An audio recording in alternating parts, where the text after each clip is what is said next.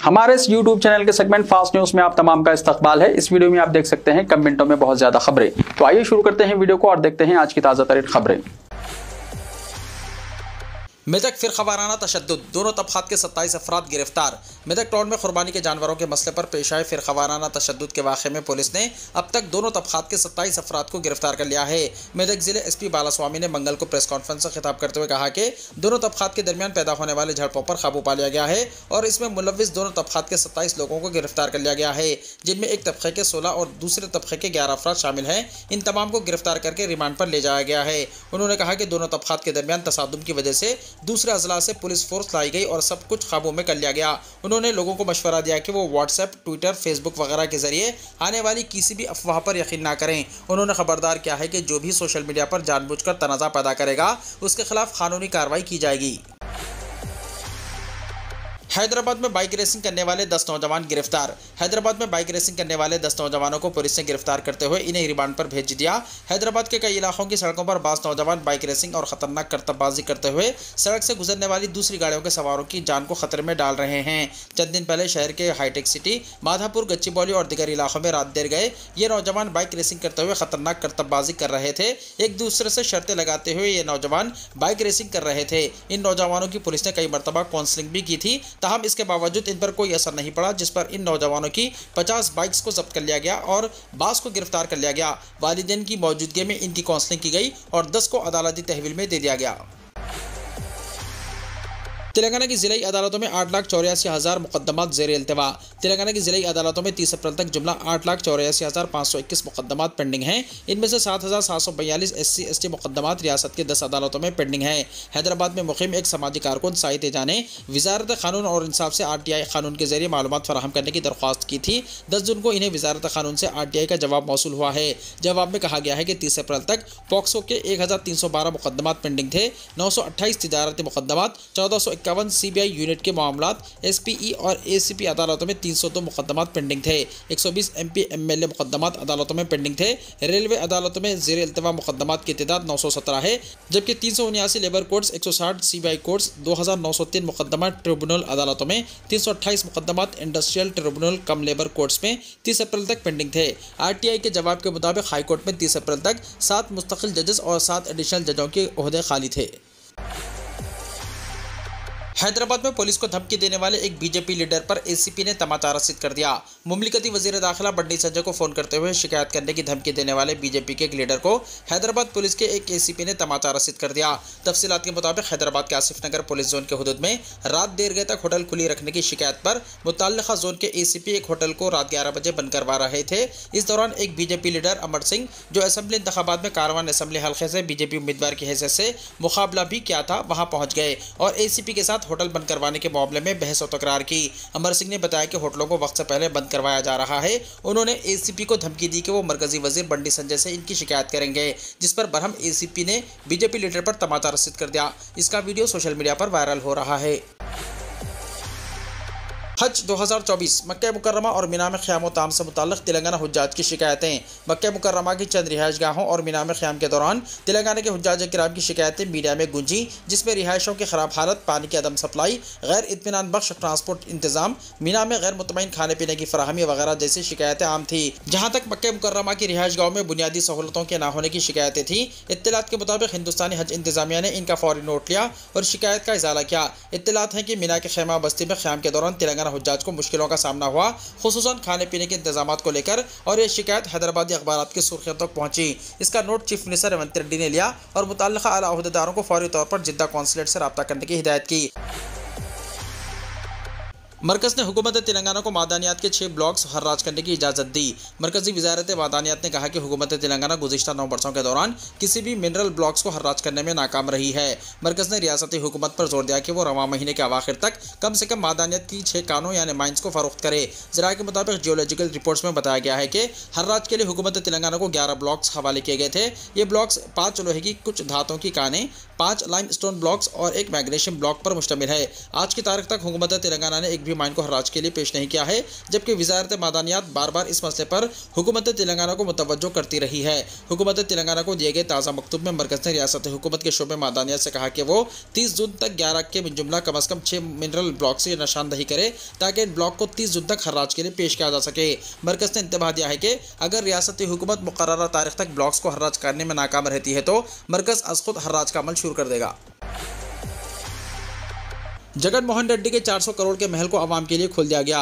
विशाखापट्टनम वैजाग में आंध्र प्रदेश के साबिक़ वज़ीर आला वाई एस जगन मोहन रेड्डी के पुरतायुश महल ऋषिकोंडा हिल पैलेस के दरवाजे आम लोगों के लिए खोल दिए गए हैं। जगन मोहन रेड्डी के दौरे हुकूमत में 7 लग्जरी रियासती और दफ्तरी इमारतें कुल 452 करोड़ रुपए से तामीर की गई थी। चंद्रबाबू नायडू हुकूमत का इल्ज़ाम है कि ऋषिकोंडा पहाड़ियों पर तामीर करदा आलीशान महल तमाम माहौलियाती उसूलों और उसूलों की खिलाफ वर्जी करते हुए तामीर किया गया था। चूँकि जगन हुकूमत को अमरावती से दारुल हुकूमत मुंतकिल करने की इजाज़त नहीं थी, इसलिए उन्होंने ये आलीशान इमारत महकमे सयाहत के नाम पर बनवाई। मध्य प्रदेश में बीफ के इल्जाम में 11 मुस्लिम खानदानों के मकानात मुनहदम, सिर्फ मुसलमानों के घर तोड़े जाते हैं, मुस्लिम वोट हासिल करने वाली जमातें खामोश, बैरिस्टर ओवैसी ने कहा। बैरिस्टर असदुद्दीन ओवैसी सदर कुल हिंद मजलिस इत्तेहादुल मुस्लिमीन व रुकन पार्लियामेंट हैदराबाद ने कहा कि इंतखाबात के नतायज से पहले और नतायज के बाद भी सिर्फ मुसलमानों के घर तोड़े जाते हैं। कत्ल भी मुसलमानों का ही होता है। जो सियासी जमातों ने झोली भर भर के मुसलमानों के वोट हासिल किए हैं वो इन उमूर पर खामोशी इख्तियार किए हुए हैं। बैरिस्टर ओवैसी ने मध्य प्रदेश में फ्रिज में गाय की गोश्त रखने के इल्जाम पर घर को मुनहदम कर दिए जाने की खबर पर अपना रद्देमल जाहिर करते हुए एक्स प्लेटफॉर्म पर इन ख्यालात का इजहार किया। बैरिस्टर ओवैसी ने अपने एक पोस्ट में कहा कि साल 2015 में एक हुजूम ने अखलाक के घर में घुसकर उसका कत्ल कर दिया था और ये दावा किया था कि अखलाक के फ्रिज में गाय का गोश्त है। सदर मजलिस ने कहा कि गौकशी के इल्जाम पर ना जाने कितने मुसलमानों को जानवरों की स्मगलिंग और चोरी के झूठे इल्जाम में कत्ल कर दिया गया। बैरिस्टर ओवैसी ने कहा कि इन मामलात में जो काम पहले भीड़ करती थी वो काम अब हुकूमत अंजाम दे रही है। मध्य प्रदेश हुकूमत ने बास मुसलमानों को फ्रिज में गाय का गोश्त रखने के इल्जाम पर 11 मकानात को बुलडोजर लगाकर मुनहदम कर दिया। बैरिस्टर ओवैसी ने कहा कि नाइंसाफी का यह सिलसिला थमता दिखाई नहीं दे रहा है और इस तरह के वाक़यात में मुसलमानों का कत्ल भी किया जा रहा है और जो सियासी जमातों ने मुसलमानों के वोट लेकर कामयाबी हासिल की है वो इस तरह के मामलात में खामोशी इख्तियार किए हुए हैं। वज़ीर-ए-आज़म ने किसान सम्मान निधि की 17वीं किस्त जारी की। वज़ीर-ए-आज़म नरेंद्र मोदी ने मंगल को वाराणसी में पीएम किसान योजना की 17वीं किस्त जारी की है।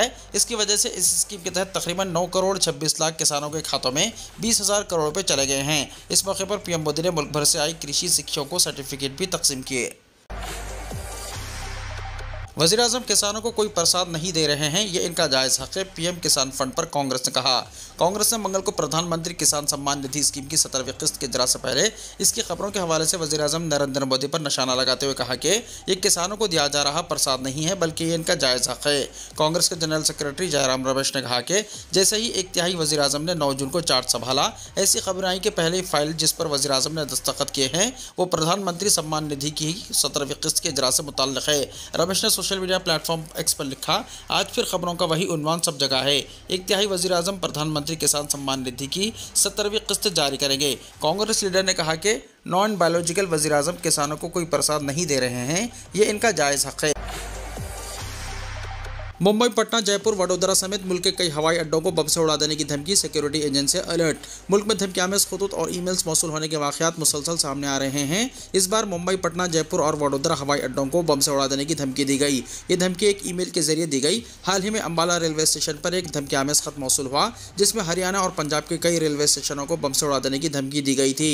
मुल्क के जिन हवाई अड्डों को बम की धमकी दी गई है इनमें मुंबई, पटना, वडोदरा और जयपुर के हवाई अड्डे शामिल है। धमकियामेज ईमेल मौसूल होने के बाद चारों हवाई अड्डों पर सिक्योरिटी सख्त कर दी गई है। सिक्योरिटी एजेंसियां इस मेल की छानबीन कर रही है और ये जानने की कोशिश कर रही है कि ये ईमेल कहां से भेजी गई है। इसके साथ ही सिक्योरिटी एजेंसियां चारों हवाई अड्डों पर तफ्तीशी मुहिम भी चला रही है ताकि अगर कोई मशकूक चीज़ पाई जाए तो फौरी कार्रवाई की जा सके।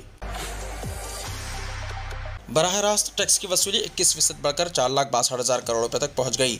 माशी महाज पर अच्छी खबर है, हुकूमती खजाना टैक्स की वसूली से भरा हुआ है।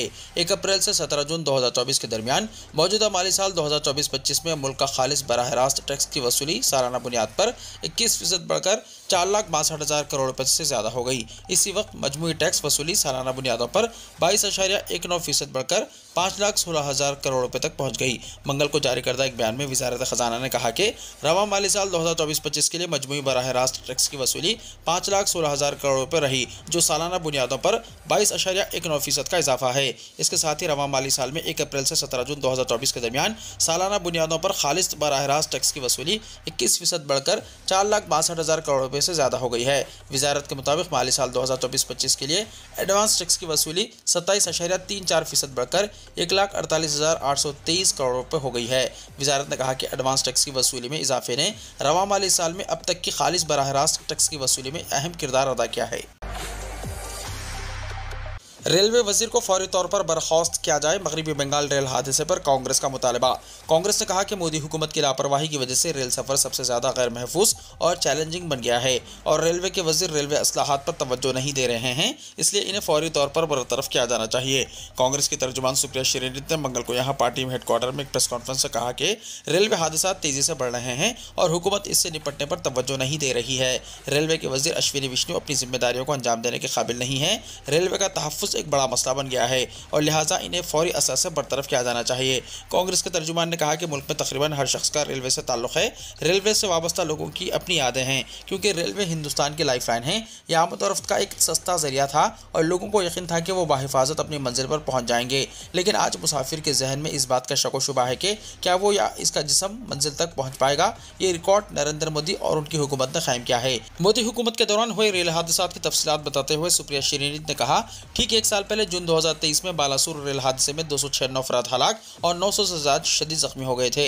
अब एक बार फिर मगरबी बंगाल में ट्रेन हादसा हुआ जिसमें 15 अफराद हलाक और तकरीबन 40 दिगर जख्मी हो गए। गुज़िश्ता 10 बरसों में 1,117 रेलवे हादसात हुए हैं, जिनमें जान और माल का नुकसान हुआ। यानी हर महीने 11 हादसात हुए, हर 3 दिन बाद एक हादसा होता है। सवाल यह है कि 1 साल में क्या बदला। नीट एग्जाम में घपले के खिलाफ जंतर मंतर पर आपका जबरदस्त मुजाहरा। आम आदमी पार्टी ने मंगल को नीट एग्जाम में घोटाले के खिलाफ मोदी हुकूमत पर सख्त हमला किया। जंतर मंतर पर मुनक्किदा मुजाहरे में पार्टी के मेंबरान पार्लियामेंट, एमएलए और काउंसलरों ने नीट पेपर की कॉपियां जला दी और मरकजी हुकूमत के खिलाफ नारे लगाए और एग्जाम को मनसूख करने का मुतालबा किया। इस दौरान एक तालिब इल्म के वालिद स्टेज पर आकर अपना दर्द बयान किया। उन्होंने बताया कि इनकी बेटी पिछले 3 सालों से नीट एग्जाम में घोटाले का शिकार है और अब वो परेशान हैं। इस घोटाले का शिकार होने वाले लाखों तलबा को इंसाफ का यकीन दिलाते हुए आम आदमी पार्टी ने कहा कि यह मुल्क के नौजवानों के मुस्तकबिल को बचाने का मामला है। जंग सड़कों से पार्लियामेंट तक लड़ी जाएगी। हमारे मेंबरान पार्लियामेंट नीट एग्जाम में घोटाले का मामला पार्लियामेंट में उठाएंगे और नौजवानों के लिए इंसाफ का मुतालबा करेंगे। MP Sanjay Singh, Delhi state convener और काबीनी वजीर गोपाल राय, सौरभ भारद्वाज, राखी बिरला, संजू झा और दीगर मुअज़्ज़िज़ीन ने एहतजाज में हिस्सा लिया। कल पूरे मुल्क में आम आदमी पार्टी मुजाहरा करेगी। ईरान में 4.9 शिद्दत के ज़लज़ले के झटके, कम से कम 4 अफराद की मौत, 120 से ज़्यादा अफराद ज़ख्मी। ईरान में ज़लज़ले के शदीद झटके महसूस किए गए हैं। रेक्टर स्केल पर ज़लज़ले की शिद्दत 4.9 रिकॉर्ड की गई। इस कुदरती आफत में 4 अफराद के हलाक होने की इत्तला है, जबकि 120 से ज़्यादा अफराद ज़ख्मी हुए। इसके अलावा मकानात को भी नुकसान पहुँचा है। ज़लज़ले के झटके सुबह खुरासान, रज़वी की काश्मीर काउंटी में महसूस किए गए। मुकामी हुक्काम ने बताया कि कम से कम 4 अफराद की मौत हो गई, जबकि 120 से ज़्यादा अफराद ज़ख्मी हैं। ज़लज़ले की इत्तला मिलने के बाद मुकामी इंतज़ामिया ने तलाशी कुत्तों के साथ 5 टीमें काश्मीर काउंटी के इलाके में भेज दी हैं। इसके अलावा 3 इमरजेंसी शेल्टर भी बनाए जा रहे हैं। मालूमात के मुताबिक ईरान के शुमाली मशरक शहर काश्मीर में मंगल को 4.9 शिद्दत का ज़लज़ला आया। इस कुदरती हादसे में कम से कम 4 लोगों की मौत हो गई। मुकामी वक्त के मुताबिक दोपहर 1:24 पर आने वाले इस ज़लज़ले ने शहरी और दही दोनों इलाकों को काफ़ी नुकसान पहुंचाया है। बताया जा रहा है कि शदीद ज़लज़ले की वजह से ज़्यादातर पुरानी इमारतों को नुकसान पहुंचा है। गवर्नर हिज्जतुल्लाह शरीयत मादरी ने सरकारी टेलीविज़न पर हलाकतों की इदाद शुमार फराहम करते हुए कहा कि ज़लज़ले के दौरान ज़ख्मी होने वाले 35 अफराद को अस्पताल में दाखिल कराया गया है। सरकारी टेलीविज़न पर भी तबाही के मनाजिर दिखाए गए। इमदादी कारकुन मलबे में से गुजर रहे थे, जहाँ पूरी सड़कें मलबे में तब्दील हो चुकी हैं। वीडियो को लाइक शेयर कीजिए और हमारे इस YouTube चैनल को सब्सक्राइब करते हुए इसके बेल आइकॉन को भी प्रेस कर लीजिए, ताकि ऐसी ही ताज़ा तरीन खबरों का नोटिफिकेशन सबसे पहले आपको मिलता रहे।